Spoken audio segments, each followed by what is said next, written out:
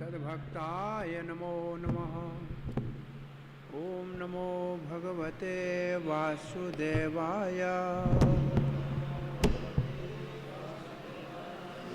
ओम नमो भगवते वासुदेवाय।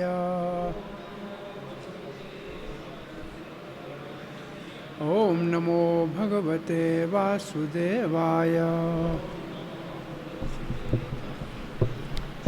कृष्णाय वासुदेवाय देवकी नंदनाय च नंदगोपकुमाराय गोविंदाय नमो नमः।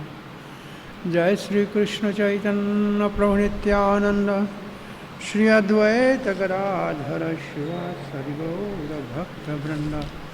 हरे कृष्णा कृष्णा कृष्णा हरे हरे, हरे राम राम राम हरे हरे।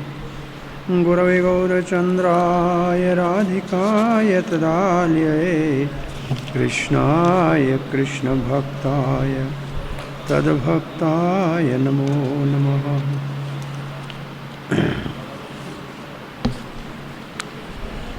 सौभाग्यशाली कृष्ण बलराम मंदिर के भक्तों, भगवत गीता के 6 अध्यायों की आपको परीक्षा की तैयारी करनी है। इसमें 7 से 12 तक आपको कुछ निबंध लिखने हैं, कोई भी 2 लिखने हैं। तो पहला यहाँ लिखा है 7 से 12 अध्याय तक भक्ति का श्रील प्रभुपाद के तात्पर्यों में कैसे समझाया गया है।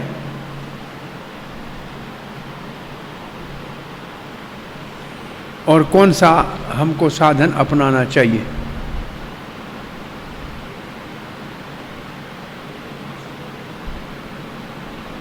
तो जो इसको लिखना चाहें उसको लिखना पड़ेगा कि ये बीच के 6 अध्याय भक्ति योग के विशेष अध्याय हैं।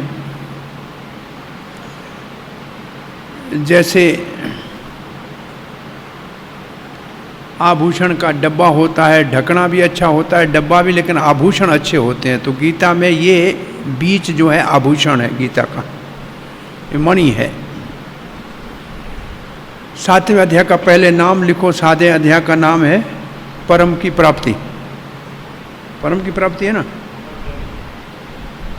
7वें अध्याय का नाम क्या है?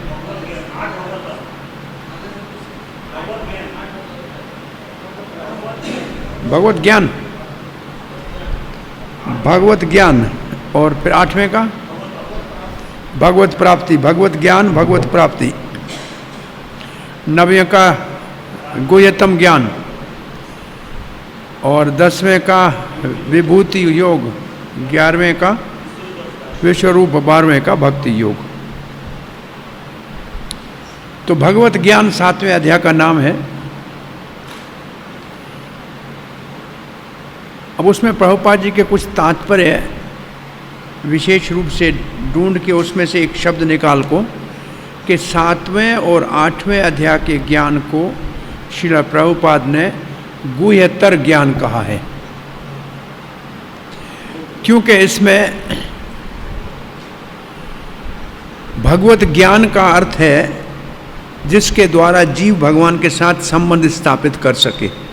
भगवत ज्ञान को संबंध ज्ञान अगर हम माने तो भगवान से संबंध करने का ज्ञान इसमें वर्णन है। और केवल ज्ञान नहीं, विज्ञान के साथ है। भगवान कहते हैं ज्ञान विज्ञान सहितम। परंतु प्राप्त किसको होगा? जो भगवान में आसक्त होगा और भक्त भगवान का परायण होगा। 2 शब्द होंगे, मयि आसक्त मनापार्थ योगम जिनो योगम जिनो मद आश्रय। तो मद आश्रय भक्ति का सूचक है। मुझ में मन लगा के मेरा आश्रय लेगा, उसको ज्ञान और विज्ञान का अनुभूति होगा। और फिर भगवान ने इस ज्ञान को दुर्लभ बताया है, सबको नहीं आता है। तो भक्ति जो है सबसे दुर्लभ है, कृष्ण का ज्ञान सबसे दुर्लभ है, आत्मा के ज्ञान से भी। वो तीसरा श्लोक है। और फिर भगवान से अपने दो शक्तियों का वर्णन करते हैं और कैसे भगवान का भौतिक जगत से संबंध है उसका वर्णन करते हैं, दो अपनी शक्तियाँ।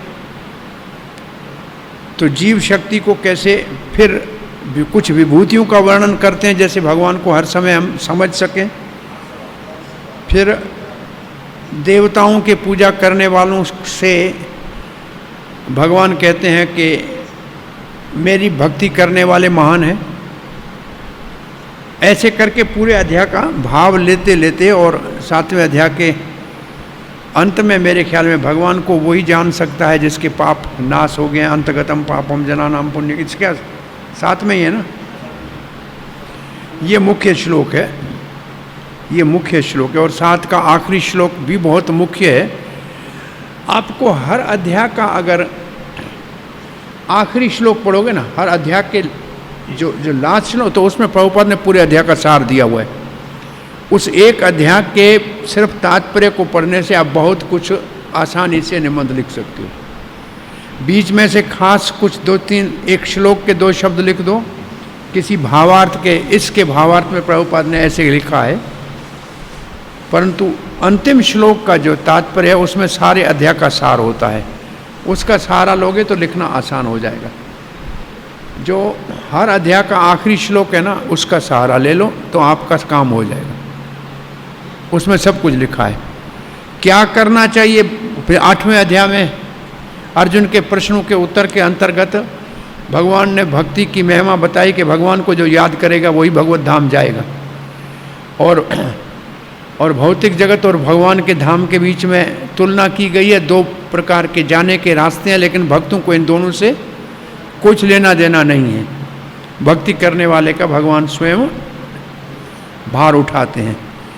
इसमें विशेष रूप से तस्मात् सर्वेषु कालेषु जो 2 बार आया वो मुख्य श्लोक है। 9वां अध्याय और 10वां अध्याय वैसे शुद्ध भक्ति के सूचक हैं मुख्य रूप से, इसलिए इसको गुह्यतम ज्ञान कहा गया है।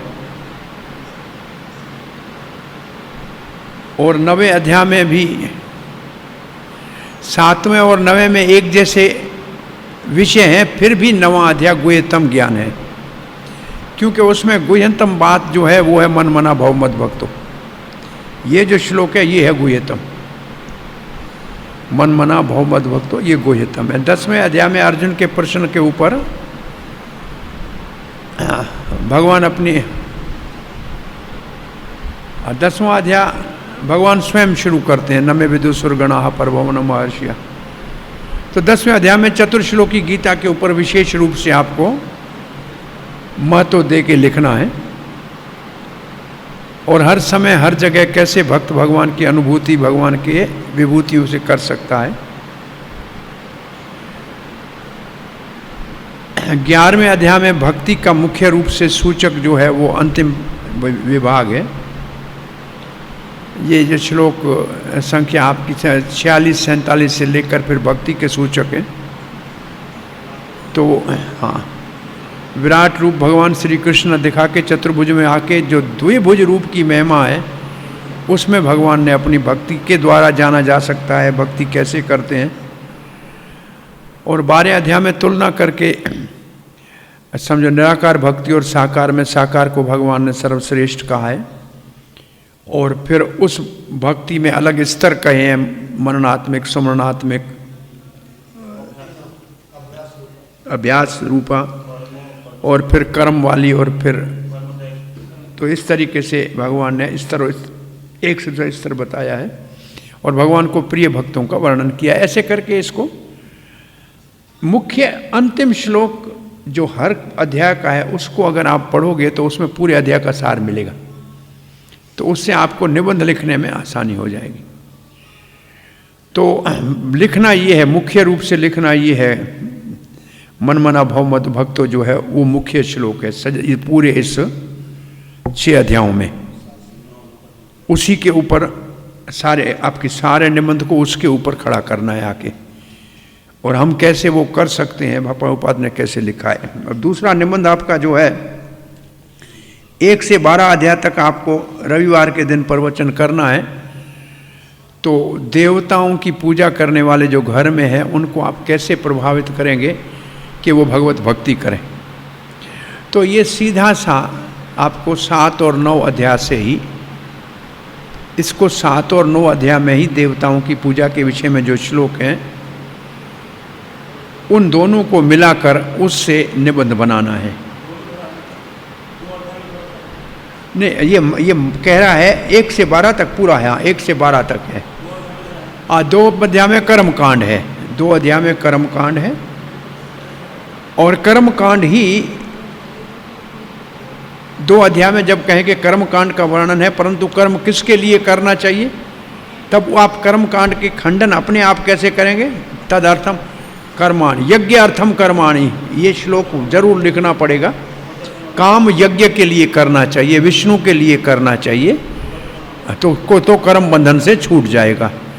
तो वहाँ कर्म कांड का वर्णन है कि देवता आपको प्रसन्न करते हैं, देवता को आप प्रसन्न करें, परंतु प्रसन्नता भगवान विष्णु की ये विशेष बंधन से मुक्त करने वाली, तो वहाँ है। और देवताओं का 4 अध्याय में एक आधा यज्ञ जो है देव यज्ञ है, देवताओं के यज्ञ का उधर भी थोड़ा सा उल्लेख मिलेगा।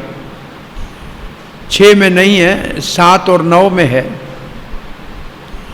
और 11वें से भी लिख सकते हैं कि सारे देवता भगवान विराट रूप के अंग हैं। तो विराट रूप भी भौतिक जगत में है, तो वो भी भौतिक जगत में जब तक तब काम करते हैं।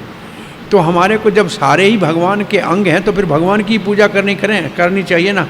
फिर वो उदाहरण देना जो प्रभुपाद देते हैं कि पेट में खाना डालना है तो मुंह से ही डाल सकते हैं, कान से नहीं डाल सकते हैं, आँख से नहीं डाल सकते हैं। तो ऐसे करके और फिर भगवान ने पूर्णाहुति में भक्ति योग को ही मुख्यता दी है। जो भगवान की भक्ति करेगा तो देवता अपने आप संतुष्ट हो जाएंगे सारे। तो उसके लिए प्रभुपाद जी के तात्पर्य में ये श्लोक कहीं ना कहीं ज़रूर मिलेगा आपको। जड़ में पानी देने से पूरा वृक्ष हरा भरा होता है, पेट में पानी भोजन करने से। तो ऐसे लिख के 1 घंटे का प्रवचन पौने घंटे का पढ़ना है, तो वो ऐसे लिखें। तो लोगों को घर में आपने, ठीक है परंपरागत कर्मकांड वेदों का अंग है, इसलिए आप सब आर्य हो, वेदों को मानने वाले हो, इसलिए वेदों में कर्मकांड लिखा है। लेकिन वेदों का रहस्य क्या है, वेदों का मुख्य उद्देश्य क्या है। कर्मकांड के बाद ज्ञान कांड में आना चाहिए, उपनिषद पढ़ना चाहिए। तो गीता तो उपनिषद है। तो इसके अंदर जब हम पढ़ते हैं तो वो कहते हैं कर्म कांड करने वाले को ज़्यादा से ज़्यादा संसार में सुख मिलेगा या स्वर्ग में मिलेगा। तो वहाँ से स्वर्ग से तो फिर वापस आना पड़ेगा। इसलिए फिर हमको किसकी भक्ति करनी चाहिए, तो उपासना कांड में वेदों के जाना चाहिए। तो उपासना कांड में भगवान की उपासना कैसे करनी है वो तो भक्ति से होती है।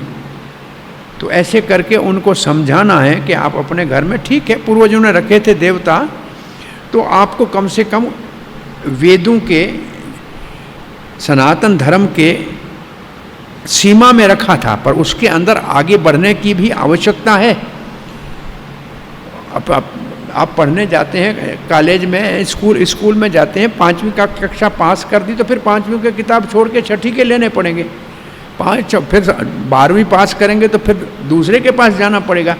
तो ऐसे वैदिक प्रणाली में जब नीचे स्तर पे कोई होता है तो उसको धर्म में लाने के लिए थोड़ा प्रलोभन दिया जाता है कि आपको कुछ सुख मिलेगा, देवता सुख देंगे, तो आना आ जाता है। फिर उसको कहेंगे इससे आगे बढ़ना है आपको। तो ऐसे लिखा है कुछ तात्पर्य मेरे ख्याल में 2 के 43, 44 में यहाँ ये वर्ण आश्रम से फिर आगे जाना है। उपनिषद में कर्म कांड से उपनिषद से भक्ति में, ऐसे कुछ वहाँ लिखा हुआ है। तो अन्य जगहों पे आपको मिल जाएगा ये चीज़ें। वो भी है, यामम पुष्पितम वाचम वाला श्लोक है इन्हीं श्लोकों के तात्पर्य में प्रभुपाद ने लिखा है आगे कैसे बढ़ना है। अब तीसरा निबंध है गीता के 7 से 11 अध्याय तक। 12वां का नाम नहीं लिखा है। इसमें से ये विभूति योग है। सीधा इसमें प्रभुपाद जी ये क्वेश्चन पूछने वाला ये पूछना चाह रहा है कि 7वें अध्याय में जो विभूतियां हैं 9वें में है और 11वें में है, उसके द्वारा कैसे आप हर समय कृष्ण को कहाँ कहाँ देख सकते हो। तो इसका मुख्य रूप से 7, 9 और 11 और 10 में भक्त भगवान की सबसे और 10वां पूरे विभूतियां हैं। 7, 9, 10 और 11 इन चारों में जो विभूतियां हैं भगवान की। अब नीचे लिखा है आप कैसे, आप अपने जीवन में कैसे भगवान की इन जब पानी पीते हैं तो पानी का स्वाद भगवान है, इसका पता तो केवल निर्जल एकादशी को पता लगता है जब नहीं पीते हैं। तो ऐसे हमारे जीवन में भाई सूर्य को देखते हैं तो ये भगवान की आंख है। तो कुछ भी देखो भगवान के ऊपर, कुछ देखने से भगवान की स्मृति बनी रहे, इसलिए भगवान ने कुछ विभूतियों का वर्णन किया है, परंतु सब कुछ ही भगवान की विभूति है। भाई ये 2 ही चीज़ें संसार में भगवान की है, या तो बाह्यरंग प्रकृति है या तो तटस्थ प्रकृति। संसार में 2 ही है, जीव है और प्रकृति है। तो दोनों भगवान की ही विभूतियां हैं। तो इसलिए किसी भी चीज़ को देखकर भगवान की स्मृति कैसे हमको आए, तो ये इनमें जो विभूति हैं उनके कुछ नाम लिखने पड़ेंगे कि ये देख के ऐसे अनुभव हो जाएगा, ये देखे ऐसे अनुभव हो जाएगा। तो ये हमको कैसे अनुभव हो रहा है। और चौथा जो है 1 से 12 तक, ये 8वें अध्याय से मुख्य रूप से इसका उत्तर आएगा। 8वें अध्याय में मरने वाले को अंत में भगवान को कैसे याद करना चाहिए। यम यम वापिस समरम भावन वाले श्लोक के आधार पे, लेकिन इसमें 1 से 12 तक लंबा लिखा है, लेकिन बात सारी 8 से लिखनी है। और 2 का सिर्फ इसलिए लिखना है कि आत्मा अमर है। भगवान ने 2 में बताया है आत्मा अमर है, तो आप अमर हो, ये शरीर जाएगा, आप नहीं जाओगे। ये वासांसी जरनानी वहाँ लिखना पड़ेगा। दूसरे अध्याय से वो वासांसी जरनानी लिखना पड़ेगा कि कपड़े बदलते हैं, ऐसे बदलना है, इसलिए डरने की ज़रूरत नहीं है। अंत समय भगवान को जो याद करेगा भगवान को पाएगा। ये जो 8वें में 8वें तक आएंगे। और मुख्य तो यही लिखना है, आत्मा अमर है, शरीर का मृत्यु होता है और मरना कैसे चाहिए, ये 8वें अध्याय में लिखा है।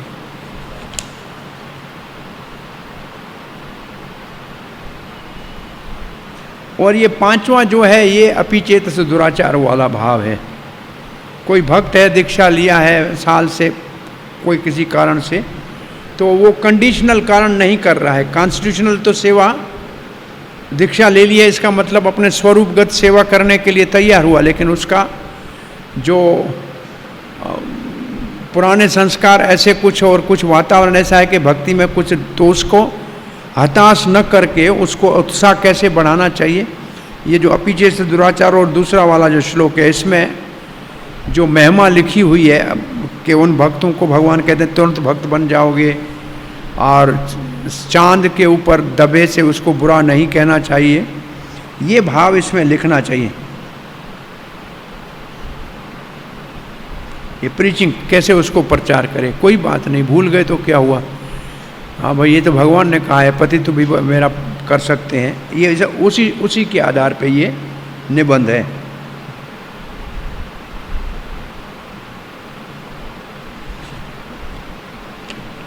सात से 12 तक आपने क्या सीखा, कोई आपसे पूछे भक्ति शास्त्री में, तो चतुर्श्लोक श्लोक की गीता के आधार पे सारा 7 से 12 तक प्रधानीभूता भक्ति भी सिखाई और शुद्ध भक्ति भी सिखाई। शुद्ध भक्ति कैसे करनी चाहिए सिखाई, हर जगह भगवान को कैसे देखना चाहिए ऐसे सिखाया।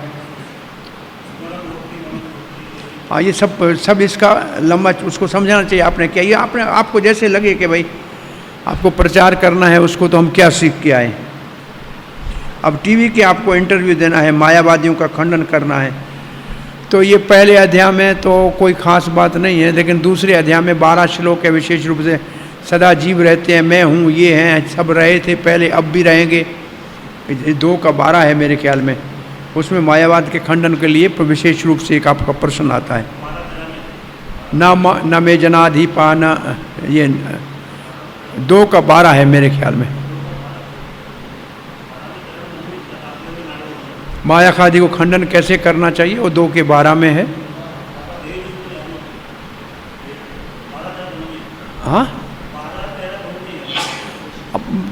मुख्य रूप से 12-13 में एक तो खंडन वहाँ से लिखना है, और फिर ये जो 9 के 4-5 में मायावाद के खंडन के बारे में बोला हुआ है कि भगवान सब जगह प्रविष्ट होते हुए भी अपने धाम में रहते हैं, तो उनका व्यक्तित्व खत्म नहीं होता है। और आप जहाँ जहाँ आपको भगवान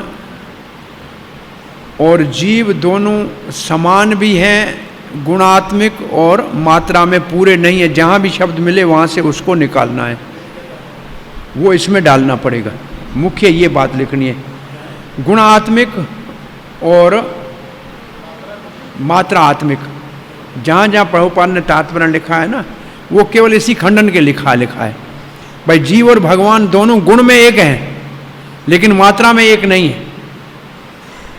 तो मायावादी वैसे यहाँ तो नहीं है हमारे भागवत में, इसके लिए मायावादी के खंडन के लिए 2 प्रश्न पूछने चाहिए।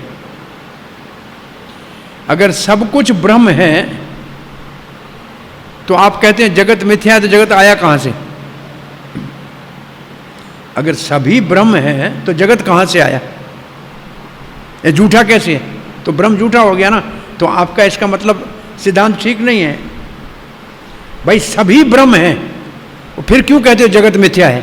तो जगत कहाँ से आया? तो जगत किसने बनाया बताओ? ब्रह्म ने नहीं बनाया तो कहाँ से आया? इसका उत्तर उनके पास नहीं है। दूसरा, अगर आप कहते हो भगवान, जीव जब संसार में आता है तो माया उसको पकड़ लेती है और माया से मुक्त हो जाएगा तो जीव भगवान बन जाएगा। तो अगर भगवान माया से प्रभावित होता है तो भगवान बड़ा हुआ कि माया बड़ी हुई? कौन बड़ा हुआ? भगवान की माया? भगवान नहीं, माया बड़ी हो गई ना। भगवान और माया ने भगवान को आच्छादित कर दिया, ढक दिया। तो इसका मतलब फिर माया को झूठा कैसे बोलते हो जब माया इतनी शक्तिशाली है? तो इन 2 प्रश्नों का उत्तर है ही नहीं। और फिर मायावादी कहते हैं कि ब्रह्म में लीन होना है, तो उसका खंडन कैसे करते हैं? पेड़ में तोता जाता है तो पेड़ थोड़ी बन जाता है। हरा है, दोनों हरे हैं, दिखता नहीं है, लेकिन अंदर तो आम खा रहा है। और पानी में नदियाँ मिलती हैं, एक हो जाती हैं बूंद पानी में, ये मायावादी कहते हैं। तो पानी में बूंद होती है, लेकिन पानी में 9 लाख और भी तो जीव रह रहे हैं, वो सुख ले रहे हैं। तो ऐसा नहीं है पानी में नदियाँ गई तो सब एक गोई के अंदर, और कुछ है नहीं समुद्र में, और 9 लाख जीव सुख ले रहे हैं। और कोई नदी मिल भी जाएगी तो फिर आकाश में गर्मी होगी, बादल बन के नीचे आएगी, फिर मिट्टी में मिलना पड़ेगा। तुम कहाँ एक हो गए? एक होना तो हुआ नहीं आपका। एक घट आकाश मट आकाश बोलते हैं। भाई बाहर वाला आकाश अंदर वाला बाहर वाले से मिलके एक हो गया। तो अब इसका खंडन एक दिन मुझे आप बताया था, मुझे याद नहीं आपको क्या बताया था। उसने बताया था एक ने, घट आकाश मट आकाश, कहीं याद है किसी को?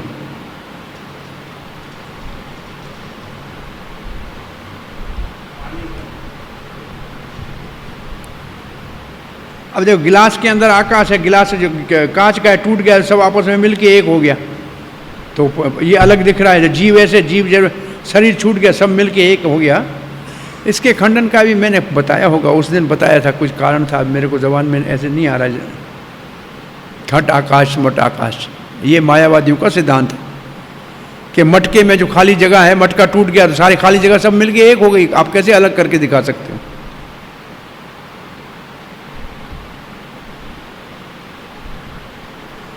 अब मुझे याद नहीं है इसका खंडन क्या है, परंतु अब मेरे को कोई पूछे तो मैं कहूँ मटका बनाने वाला तो कोई होगा ना। आकाश ने तो मटका नहीं बनाया, किसी आदमी ने बनाया होगा ना। तो मटका बनाने वाला तो इन दोनों से अलग है ना। भाई मटका बनाया किसने? जिसने मटका बनाया वो तो कोई व्यक्ति होगा ना। वो तो तुम्हारे दोनों आकाशों से अलग है। तो उस व्यक्ति का भी तो पता लगा लो, मटका बना कैसे, मिट्टी आई कहाँ से, इसको किसने बनाया। तो ऐसे खंडन करने के लिए बहुत से हैं, लेकिन विशेष रूप से ये 2-4 श्लोक हैं जिसमें प्रभुपाद ने। अब जो कंप्यूटर जानते हैं उसमें आप लिखेंगे इनमें कि मायावाद का खंडन, हाँ? तो बहुत से उसमें जो है वो आ जाते हैं पूरे क्या कहते हैं, मार्क आ जाएंगे। ये जो आजकल जो IT वाले लड़के हैं ना, कोई पूछो तो फटाफट एकदम वो सारे का सारा उसके अंदर आ जाता है। 500 जगहों पे लिखा है खंडन कैसे करना है, तो वो बहुत आसानी से मिल जाता है। पहले तो पढ़ के अच्छी तरह से शास्त्र करते थे, अब कुछ पढ़ने की ज़रूरत नहीं, ऐसे दबा दो बटन तो सब आ जाता है कि किसने क्या क्या लिखा है। तो ये आपके निबंध है, इसमें से जो भी आपको 2 लिखने हैं किसी को, और जिसको अच्छा लगे वो लिख लो, इसमें कोई समस्या नहीं है। लेकिन हर अध्याय का अंतिम श्लोक ज़रूर पढ़ना जब भी लिखना हो, किसी विषय में भी लिखना हो, क्योंकि उसमें सार मिलेगा आपको। और इसमें कुछ जो है वो विशेष रूप से कुछ अध्यायों के ऊपर निर्भर है। अब इस बार मुझे मालूम नहीं है कि कैसा पेपर होगा या कौन बनाएगा। मैं समझाऊँ इस बार 100 मार्क का पेपर होगा पहले तो, और श्लोक भी कभी कभी मेरे ख्याल में मुझे याद नहीं आता 4 श्लोक होते हैं लिखने के लिए, कितने उसमें 1 थे, इसमें 2 होंगे कम से कम, क्योंकि डबल हो गया ना। तो जो याद करने वाले श्लोक हैं वो आपके उसमें फुल मार्क्स है ना। कितने 100 मार्क का कहाँ दिया आपने? 3-3, 6 के दिए हैं कि ये दिया ही 2 आधे आधे हैं। मेरे को याद है 2 श्लोक शायद होते हैं, फिर कंफर्म कर लेना। एक बात मैं समझता हूँ 2 होंगे इसमें, क्योंकि डबल है ना।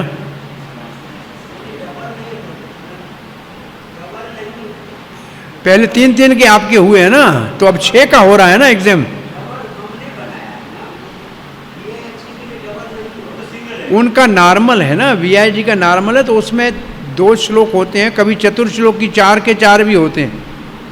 तो एकदम 20 मार्क, सॉलिड 20 मार्क चतुर्श्लोकी के हो जाते हैं।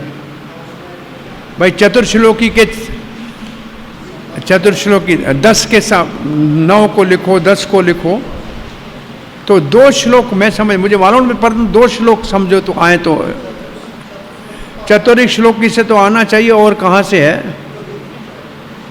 कितने श्लोक हैं, कितने याद करने इसमें विभाग में आपको? 13 है, तो इसमें से 2 तो मेरे ख्याल में आएंगे पक्के, और बाकी कुछ पूछने के लिए होंगे। 13 कौन से हैं? 7 में कौन सा है? 7 में 14 अनन्यास देवी यश गुण मम माया दुर्तया यो माया मेतांतरन, और अंतकाले माम सुमरम। हाँ,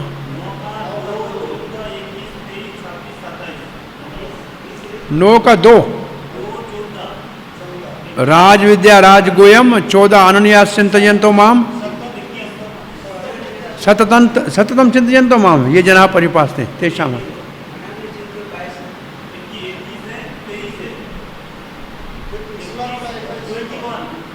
21 और आप वो 22वां है। तेतंग भुक्तो स्वर्ग 22 है मेरे ख्याल में, वो 22वां है। हाँ, तेतंग भुक्त्वा स्वर्गलोकम विशालम क्षीण पुण्य मृत्युलोकम वसंती एवित्रम धर्म, वो 21वां ये है।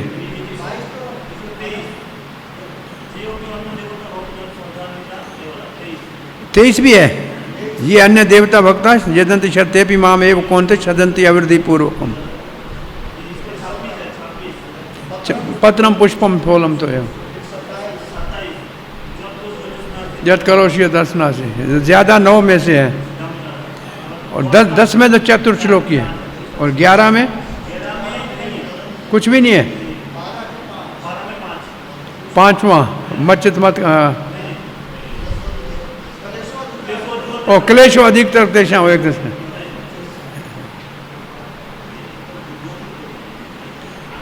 पूछ लेना शक्ति शर्म से कितने श्लोक आएंगे। मैं समझता हूँ 2 आने चाहिए, 4 भी आ सकते हैं। मैंने कभी कभी 20 मार्क्स भी देखे, 4 20 मार्क्स पूरे उठाए लोगों ने।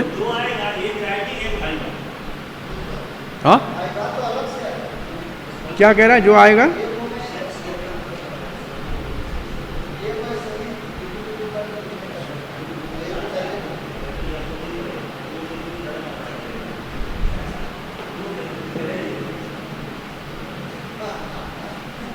क्या क्या बोला?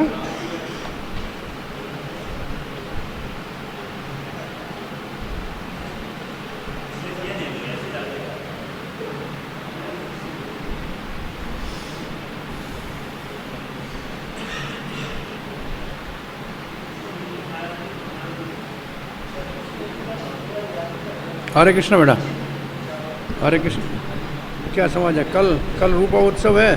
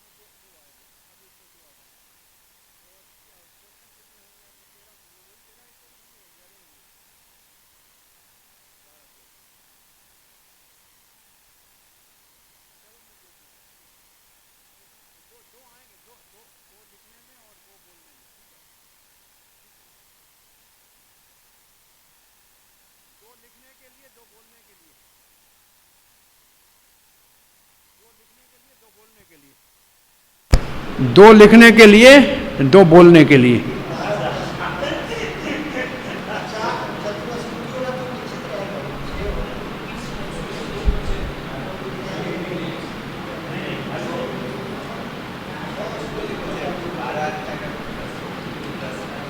क्या है? हाँ, प्रश्न को देखते हैं पहले, श्लोकों के झंझट तो खत्म करें।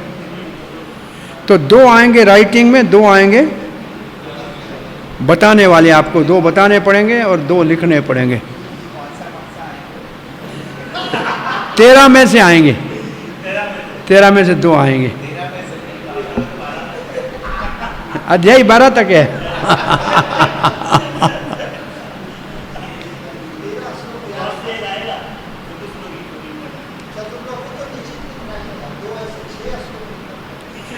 भाई आधा तो उससे आ जाए तो ठीक है, चाहे पूछने में आए चाहे लिखने में आए, उतना तो आना ही चाहिए।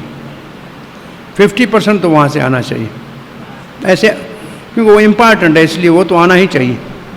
चाहे लिखने में आए या पूछने में आए, वो तो आना ही चाहिए सबको चतुर्श्लोकी।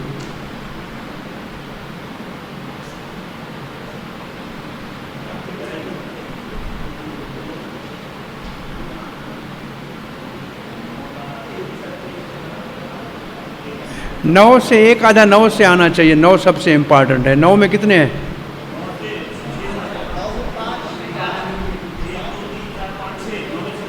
ज़्यादा है, 2 9 में ज़्यादा है, 6 है। 10 में 4 है, 10 में तो चतुर्श्लोकी है। हाँ,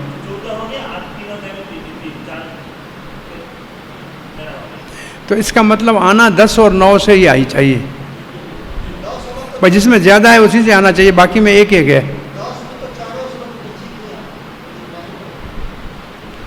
तो 9 से एक, 9 से और 10 से आना चाहिए, मैं समझे। तो पूछने के लिए तो कुछ भी हो, लेकिन आने वाले जो 9 और 10 में से, अब तो ये तो ज़्यादा ही हो गए फिर भी। हाँ, 4, 6 और 4 10 हो गए। 10 तो याद करो।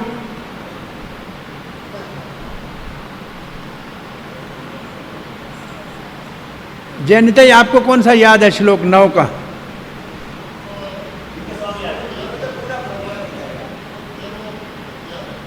अभी कोई बोलो सबके सामने, कौन सा बताओगे 9 का जो याद करना है वो?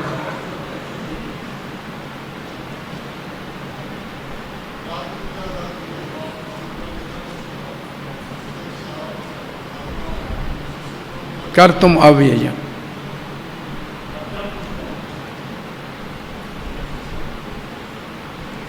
बहुत अच्छा। गौर भगवान, आपको कौन सा याद है 9 का?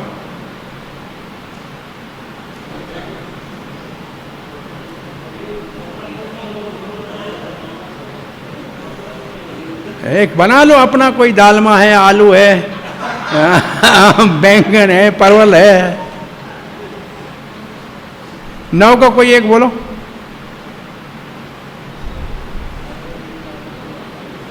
अनन्यास्यन्तयन्तो माम ये जना पर्युपासते। बहुत अच्छा है ये श्लोक, बहुत अच्छा है ये, अच्छा है 9 का, ये अच्छा है। अब इसके बाद आएंगे 12 या 13 प्रश्न। 7वें अध्याय में हमने आपको बताया था, अगर आपको याद हो, पहला वाला प्रश्न बहुत महत्वपूर्ण था। 7 का पहला हमने आपको महत्वपूर्ण बताया था। क्या था उसमें? कृष्ण और प्रभुपाद कौन सा साधन बताते हैं, वो साधन कैसे काम करता है, श्रवण विधि क्या है, वो अच्छा, बहुत अच्छा क्वेश्चन है। बुद्धिमानों वाला, पुरुष अवतार वाला प्रश्न अभी आपके काम का नहीं है।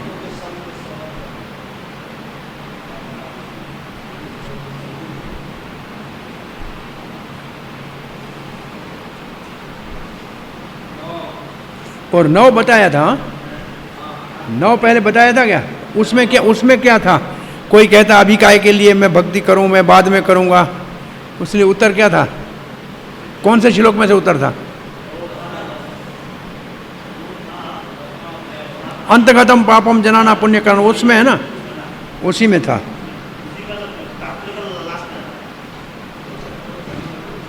नौ में किसका था? उत्तर कहाँ लिखा है इसका? हाँ जी,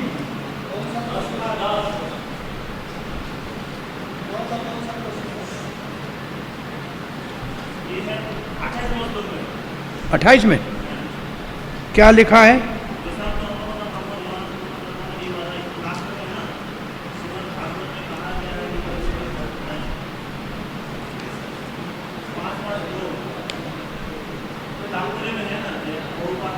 मिल गया, मिल गया।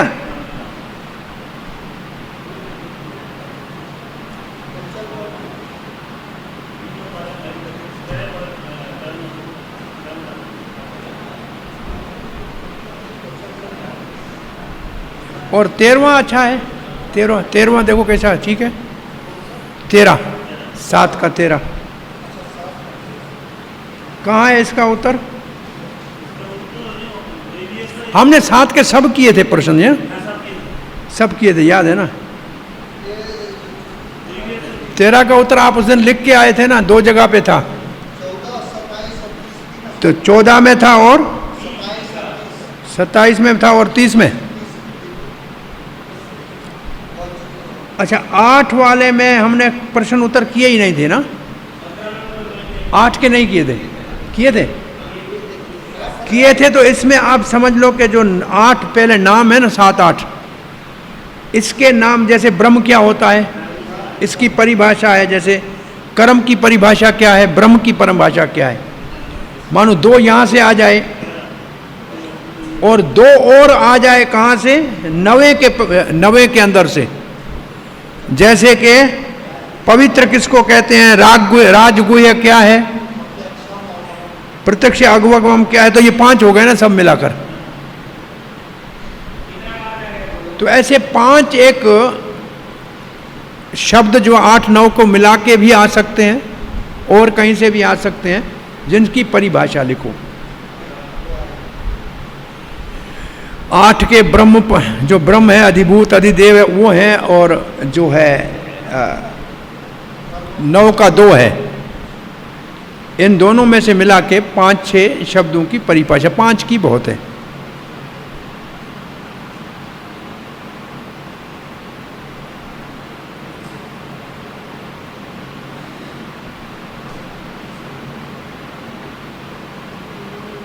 ये 18 वाला थोड़ा सा अच्छा है।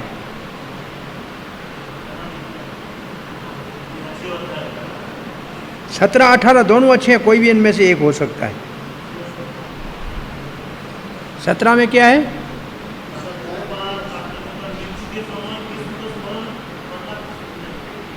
तो अंत समय हरे कृष्ण जपेगा, ये लिखा होगा भगवान, और क्या लिखा होगा? हाँ, ये तो बहुत आसान है ना। अंत समय क्या करेगा? और 18वें में है योग का वर्णन क्यों कर रहे हैं, इसके ऊपर चर्चा हुई थी। तो इन दोनों में से एक मेरे ख्याल में होना चाहिए।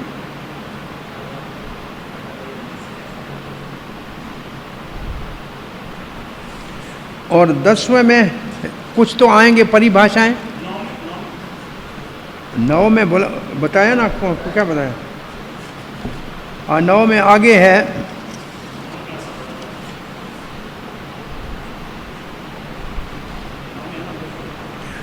और ये 23वां भी जो है, गुह्य ज्ञान कौन सा है, गुह्यतर कौन सा है, गुह्यतम कौन सा है, प्रभुपाद के तात्पर्य में, ये भी अच्छा है। और ये जो 3 प्रकार के श्रद्धा है, ये आपका 3 जगह हो गया पहले ही। उपदेशामृत में हो गया और भक्ति सामित सिंधु में हो गया। तो ये इसमें इसकी जरूरत है। एक प्रश्न आपका पूरा ऐसा हो सकता है कि ये 3 जो है इनका, जैसे माला और धागा, और जैसे वो जो तितली और क्या है, हाँ, कीट और तितली, उपमा है। ये उपमाएं हो सकता है 3-4 एक जगह उपमाएं पड़ी हो।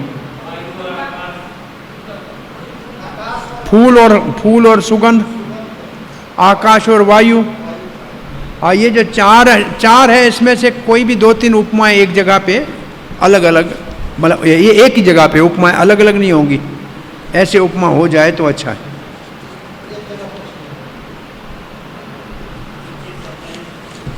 तो कितनी उपमाएं हैं, कितनी?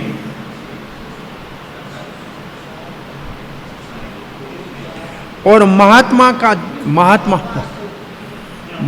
का जो दृष्टि क्या होती है और गुण कौन से होते हैं, ऐसा है ना? कार्य क्या होते हैं? हाँ,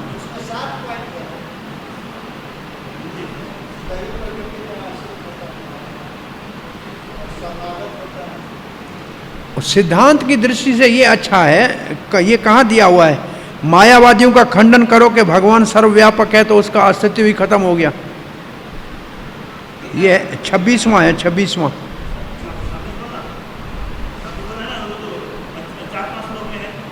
चार पांच में है। मायावाद का खंडन से इससे अच्छा है कि नीचे पड़ा है मेरे ख्याल में।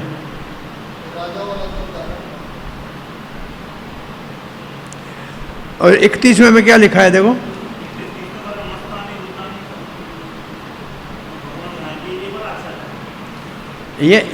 ये थोड़ा मुश्किल है, ये थोड़ा मुश्किल है, लेकिन है अच्छा है। इससे भी अच्छा है 32वां, मनुष्यम। मनुष्यम तनिम आश्रितम। मनुष्यम क्या है?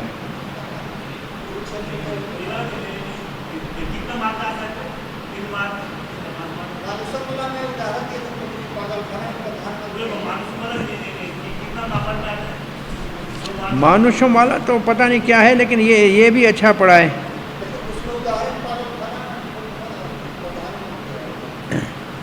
तैतीसवां कैसे लग रहा है? 33वां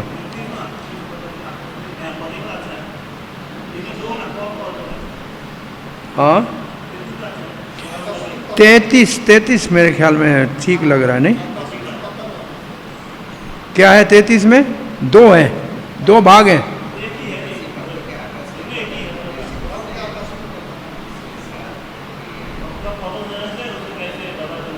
क्या है?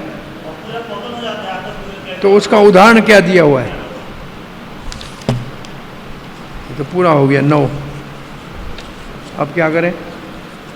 अब 10 में देवता भगवान कृष्ण को क्यों नहीं पूरा समझ सकते हैं? शुभ अशुभ प्रभुपाद की दृष्टि से क्या है? भौतिक दोनों ही बेकार हैं।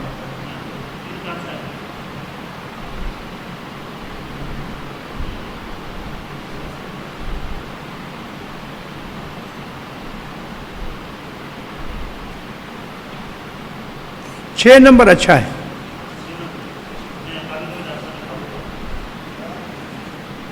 पांच नंबर में है भगवान सबके हृदय में कैसे सहायता करता है। ये तो सबको मालूम है, परमात्मा बैठे हैं तेषाम एवानुकंपार्थम। हाँ,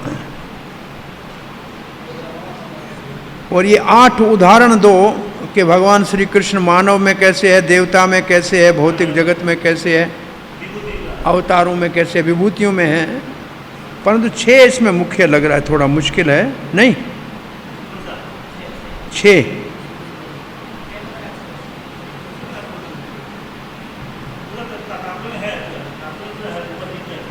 सब कितने हो गए सब मिलाकर अभी?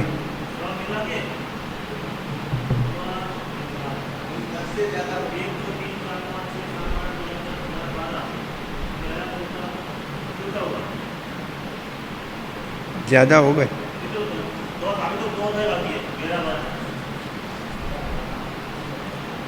तो 11 का तो मेरे ख्याल में सबसे पहले अच्छा आपको बताया था। 11 का पहला, भगवान से विश्व रूप के लिए क्यों पूछते हैं, 4-5 कारण लिखाए थे, याद है? ये अच्छा है, ये कि प्रचार के काम का है ये। हाँ, और 11वां काल रूप अच्छा है। 11वां 12वां दोनों अच्छे हैं, कुछ भी इनमें से आ सकता है। हाँ, 3-4 भाव आए हैं।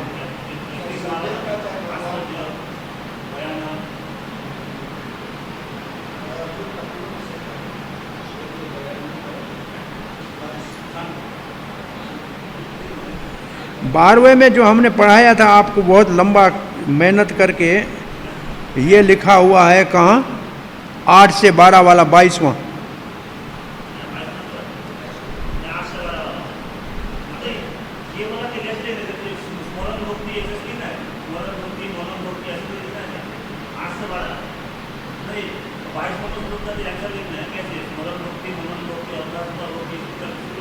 वो लिखेंगे तो समझ में आसानी से आएगा कि क्या श्लोक 8, 9, 10, 11, 12 आपको आएगा तब लिखेंगे। पहले तो ये श्लोक याद करने पड़ेंगे, हाँ, तब उसमें क्या लिखा हुआ है, कौन सी भक्ति है, कैसे है,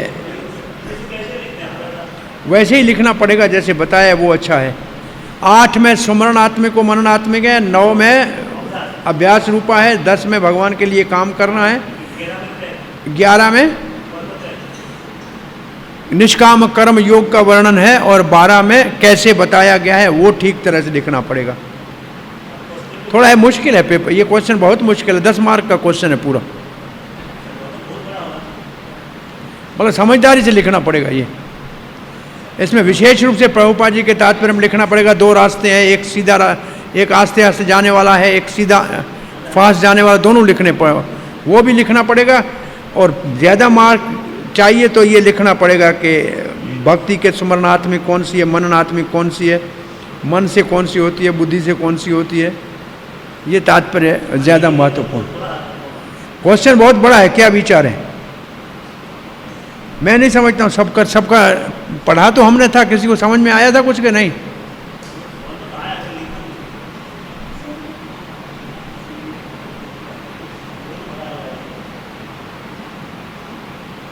और गरीब क्वेश्चन चाहिए बिल्कुल सबकी जान छुड़ाने के लिए, तो 8 गुण बताओ जो भगवान को प्रिय होते हैं, ये सबको आ जाएगा।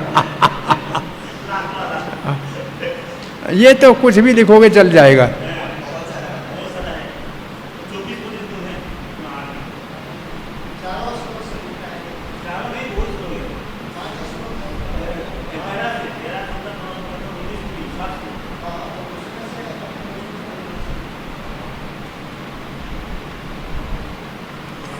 अब 19, 20 में भी 12वें अध्याय में कुछ अच्छा को होना चाहिए।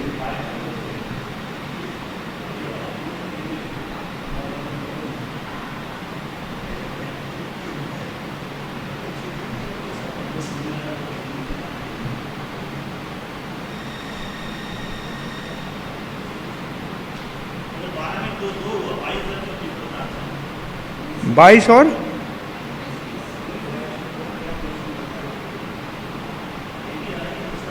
अच्छा, हमने कब तक, कहाँ तक हमने क्वेश्चन आंसर पूरे किए थे?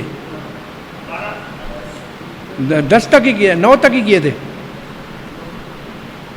10 के नहीं किए? 10 के कीजिए, हाँ पहले करते हैं अभी। बहुत देवता क्यों नहीं भगवान को जान सकते पूर्ण रूप से? उत्पत्ति का कारण ही भगवान है, तो कैसे जानेंगे? फिर बहुत से श्लोक दिए हैं प्रभुपाद जी ने इसमें शास्त्र से, कि पहले ब्रह्मा नहीं था, शंकर नहीं था, तब भी भगवान थे। वो बताओ, मुख्य बात ये है, प्रभुपाद शुभ और अशुभ कर्मों के लिए भौतिक जगत में क्या कहते हैं? दोनों बंधन का कारण है, इसलिए दोनों से कोई लाभ नहीं है। भौतिक शुभ हो या अशुभ हो, दोनों बंधन का कारण है। कौन से में है? 10:3 में। और तीसरा श्लोक है भय का जो वर्णन है 4 और 5 में। तो भय किस चीज से होता है? भय से मुक्त भक्त क्यों होता है?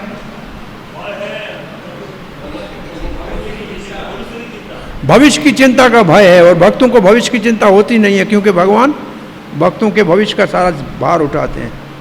और ये कौन से श्लोक में है? 4-5 लिखा हुआ है सीधा। और 8 ये इसका तो चलो ऐसे ही इसका उत्तर दे दो। भगवान अवतारों में कहाँ है? विभूति में अवतार कहाँ है भगवान के? एक वामन, विष्णु, आदित्य नाम विष्णु एक है, और देव ऋषि नाम नारद, वो भी आएगा, और कपिला, सिद्धा नाम कपिलो। तो भगवान अवतारों में कौन से? शस्त्र भृताम रामो अस्मि परशुराम, वृषणी नाम वासुदेवो अस्मि, कौन सा वासुदेव है ये? बलराम। अब देखो कितने 5 हो गए भगवान। तो ये भी हो सकता है कि ये पूछा जाए कि इसमें भगवान के कौन से अवतार विभूतियों में बताए गए हैं। कोई 2 अवतारों के नाम लिखो, 2 देवताओं के नाम लिखो। देवता में बताओ कौन सा लिखा है?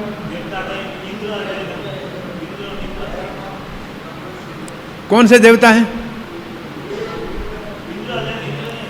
यक्ष रक्षसाम,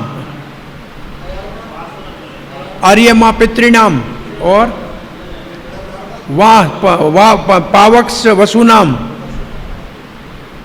और रुद्राणाम शंकरश्चास्मि, गंधराणाम चित्र, वो भी उपदेवता है। देवताओं में ऐसे 2-3 कौन से विषय? इंद्र का नाम जहाँ है वो लिखो सबसे अच्छा, वो मुख्य है। शंकर या इंद्र का नाम जरा महत्वपूर्ण है।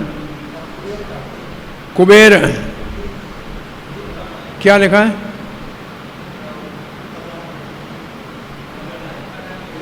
यक्ष राक्षसाम। और फिर भौतिक प्रकृति में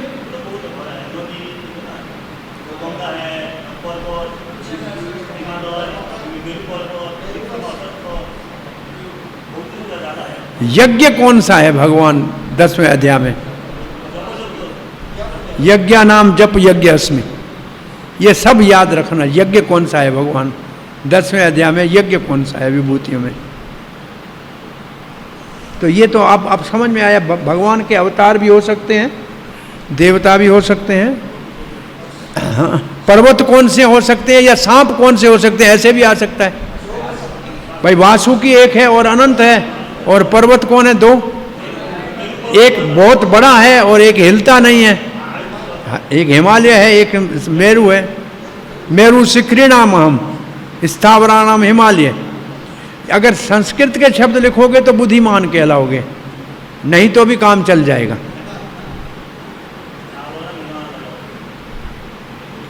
तो ऐसे मैंने इसमें जैसे 3 लिखे ना, इसके दूसरा भी ऐसे कोई परिवर्तन रूप भी हो सकता है कि भगवान के कौन से अवतार विभूति में भगवान ने बताए हैं, देवता कौन से बताए हैं, पर्वत कौन से बताए हैं।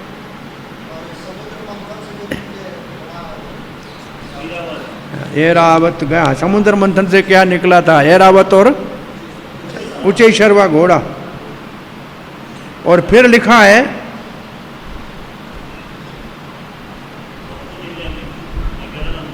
सबके हृदय में भगवान रहते हैं, ये 11वें में। और ये भी 11वें में है, छठा, कि वो ये चैतन्य महाप्रभु प्रकाशानंद सरस्वती वाली कथा जो बताई है ये। और अंतिम जो श्लोक है 42, वो है 7वें क्वेश्चन है, अंतिम श्लोक। विष्टाभ्यम इदम कृष्ण एकांशेन जगतो, मैं सारे जगत में एक अंश से स्थित हूँ। 11वें में क्या कौन से कारण लिखे थे आपको याद है? भगवान से अर्जुन विश्वरूप क्यों देखना चाहता है? कारण नंबर 1,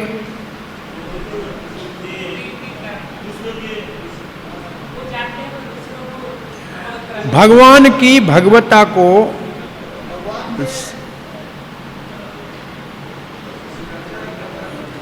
चार हमने निकाले थे कम से कम। सबसे मुख्य एक कौन सा है कि कोई भविष्य में भगवान कहे तो उससे पूछो। और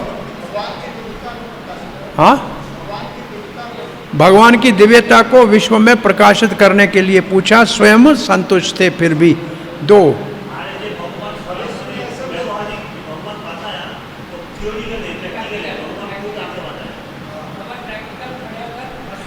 जो अर्जुन को भगवान ने पहले 10वें अध्याय में केवल वाचिक रूप से बताया था, उसको व्यक्तिगत रूप से दिखाया, तो भगवान के वचन में और कर्म में कोई अंतर नहीं है, ये दुनिया जान ले। और ये हो गया। एक और भी था, चौथा मैंने लिखाया था, कहीं आया था रास्ते में। क्या है? एक चौथा आया था कहीं ना कहीं, मुझे याद है। देखो कहीं लिखा है क्या?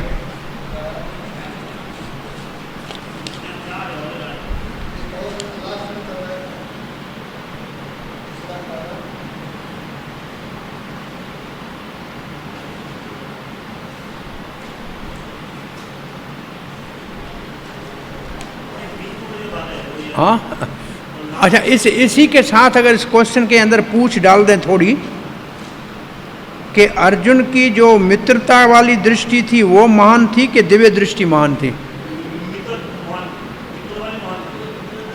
तो विश्व रूप भगवान का और किसी ने अर्जुन के अतिरिक्त देखा था क्या? तो वो काय के लिए, उससे क्या लाभ हुआ?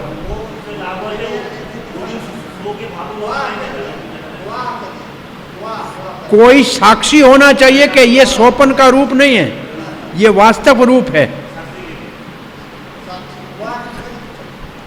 अब एक और भी प्रश्न अभी मेरे दिमाग में आ रहा था, क्या आपके इसी, हाँ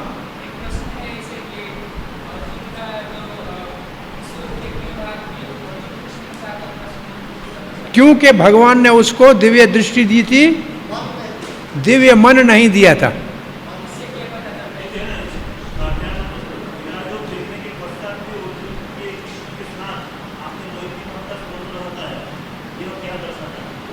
ये दर्शाता क्या है बताइए?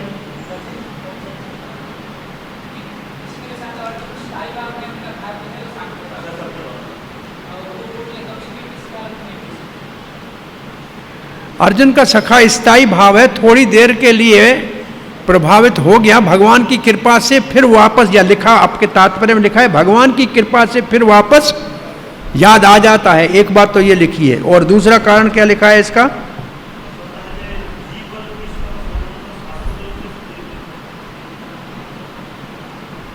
What does this indicate?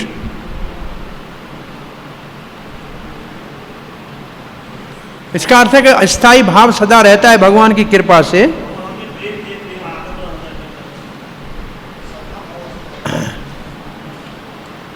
कौन से श्लोक में इसका उत्तर है?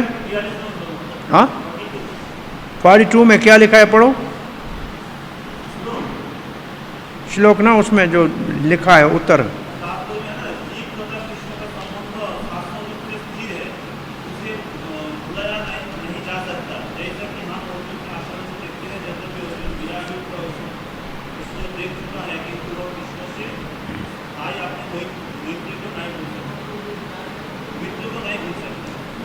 अपने मित्र को नहीं भूल सकता।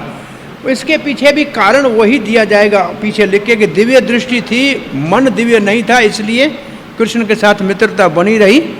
दिव्य दृष्टि से रूप देख के भी प्रभावित जरूर हुए, लेकिन मित्रता नहीं तो फिर उसको महान मान लेते, मित्रता को कम मान लेते। ये इसमें एक लाइन लिखने से ये वजनदार हो जाता है।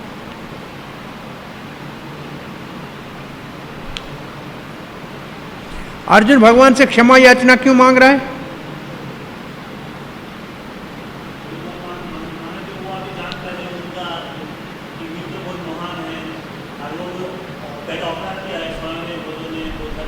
तो या प्रमाद में किया है या प्रेम के कारण किया है। तो अर्जुन ने प्रेम से किया था कि प्रमाद में किया था? प्रेम के कारण किया था, प्रमाद नहीं हो सकता है अर्जुन को, इसलिए क्षमा याचना मांग रहा है।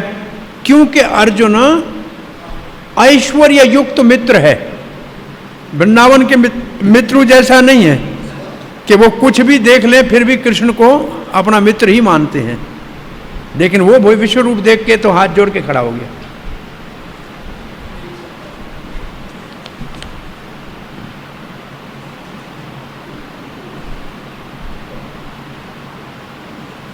शुद्ध भक्त भगवान के विश्व रूप को क्यों नहीं देखना चाहता है?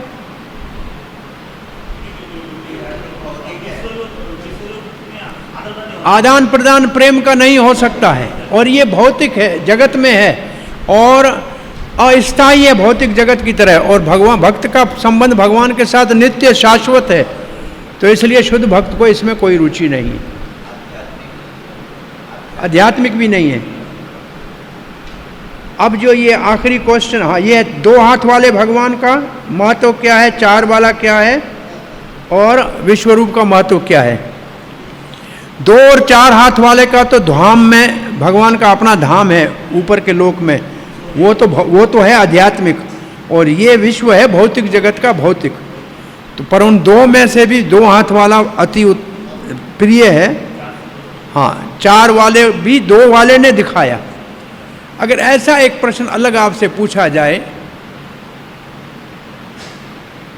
कि कृष्ण विष्णु से निकलता है या विष्णु कृष्ण से निकलता है?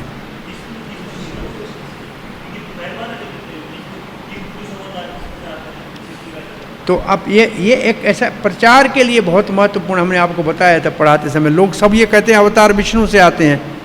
तो ये 11वां अध्याय ये सिद्ध करता है कि कृष्ण विश्व रूप का भी कारण है और चतुर्भुज रूप का भी कारण है और सारे जगत में देवता हैं उनका भी कारण है, क्योंकि वो सब इसमें दिख रहे हैं। और काल रूप वाला महत्वपूर्ण है इसमें। काल रूप वाला देखा, कृष्ण ने काल रूप देखा, अर्जुन ने काल रूप देखा।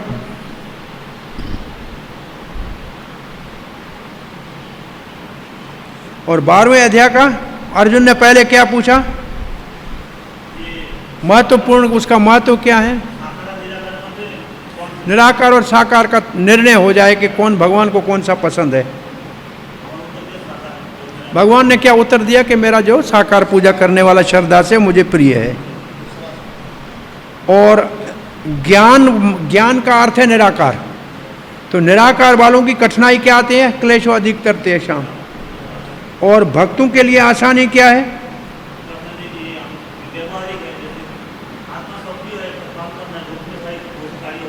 ये 12वें अध्याय में आरंभ में ही लिखा हुआ है कि भक्ति आसान है। भक्ति के क्या लाभ हैं? प्रभुपाद जी ने और कृष्ण ने कहा है भक्ति के क्या लाभ हैं।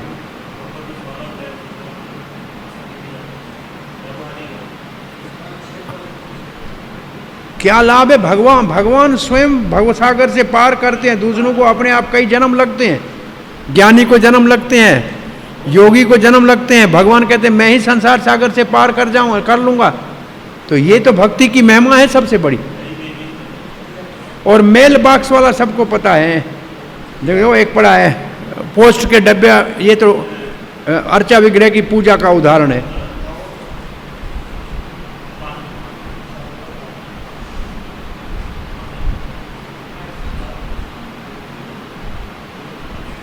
अच्छा, भक्त कैसे विचलित नहीं होता है भौतिक परेशानियों से? अद्वैत सर्वभूता नाम की परिभाषा है। 23वां।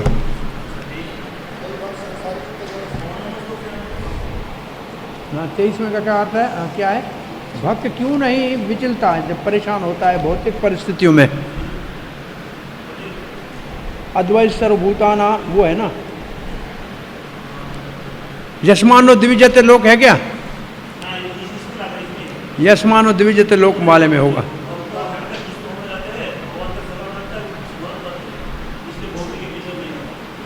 भौतिक कोई परिस्थिति भक्त को विचलित नहीं कर सकती, क्योंकि ऐसा लिखा है। मिला कुछ? कौन से मिलेगा? यस्मानो द्विजते वाले में है। यस्मानो द्विजते लोकानो द्विजते यवे हर्षामर्ष भय दो मुक्तो जिससे पिंपरे। अच्छा, इसमें बहुत से गुण दोबारा क्यों कहे गए हैं? उसका कारण क्या है? कहीं बहुत सी आवर्ती है, उसका क्या उद्देश्य है? सब में मिलते नहीं है, इसके लिए कहा कि इतना आसान नहीं है ये गुण अपने में आना। अब 8 गुण कौन से बताएं? कौन बताएगा 8 गुण? आप बताओगे सज्जन? ओ सज्जन बताओ 8 गुण भगवान के। आपने को भगवान को जो प्रिय हों ऐसे कोई 8 गुण बताओ।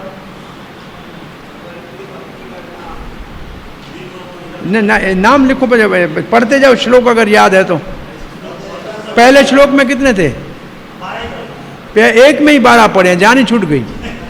अद्वैत सर्वभूतानां मैत्र करुण एव च निर्ममो निरंकार सम दुख सुख क्षमी। एक में काम हो गया। हाँ नहीं तो स्तुति तुल्य निंदा स्तुति संतुष्टो ये न केन अनिकेत स्थिर भक्तिमान में प्रियो नरः। एक याद करो, कौन सा? एक तो पक्का याद करो, अनिकेत। कौन सा? अनिकेत, शंकर जी अनिकेत। अब मुश्किल नहीं है मेरे ख्याल में, बहुत समय। आपने 16 तारीख बताया क्या पेपर का? 10 वो 16 कह रही, 16 के ये समझ रही है क्या? मेरा बोला जो आपको चाहिए उसने तो कह देना। तो आप लोग 10 तारीख के पेपर की तैयारी कीजिए, निबंध विबंध अपना लिख लीजिए। अभी निबंध लिख लीजिए, अभी पेपर की तैयारी नहीं की, भूल जाओगे फिर। पेपर की तैयारी जन्माष्टमी के बाद करना। अभी निबंध लिखो बैठकर, और इन प्रश्नों के उत्तर लिख लो। अब उत्तर लिख के रख दो, पढ़ना जन्माष्टमी के बाद, क्योंकि अभी आप समझे मैंने पढ़ लिए तो तब जन्माष्टमी तक सब भूल जाएगा। इसलिए अब लिखने का काम करो, जो देख के लिखना है 2 निबंध। और ये सारे प्रश्न जो है मुख्य है, इनको हाथ से, श्लोक हाथ से लिखो। उसका जो 5-6 श्लोक है ना, उसको लिखो, याद करो, पक्का हो जाए। लिखने का अभ्यास करो। हाँ, 9 और 10 से ना, 9वें और 10वें अध्याय से एक 9 से, एक 10 से। हाँ, 9 में से हमारे जो हमारे वो गौर भगवान बताया था वो अच्छा है। हाँ,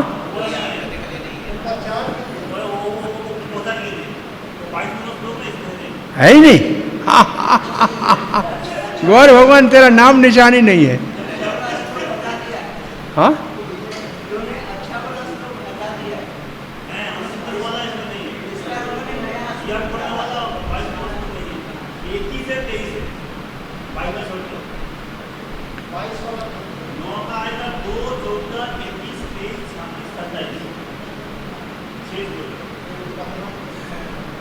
फिर तो भाई बात माननी है गौर भगवान की, वो तो केवल प्रसाद का ही काम करता है।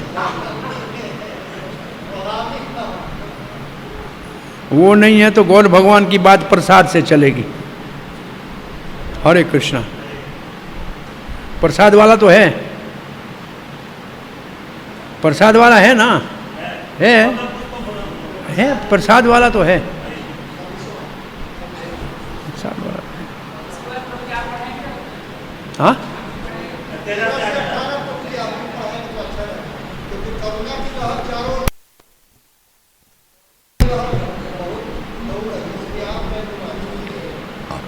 देखेंगे, अभी तो ये पूरा कर जान छोड़ा हूं।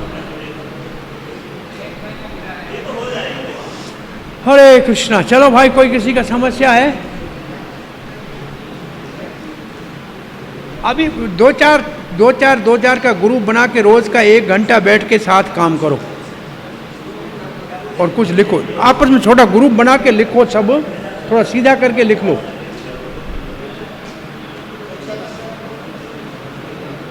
एक दूसरे पूछो, सहारा लेके इनका लिख के तैयार करके रखो।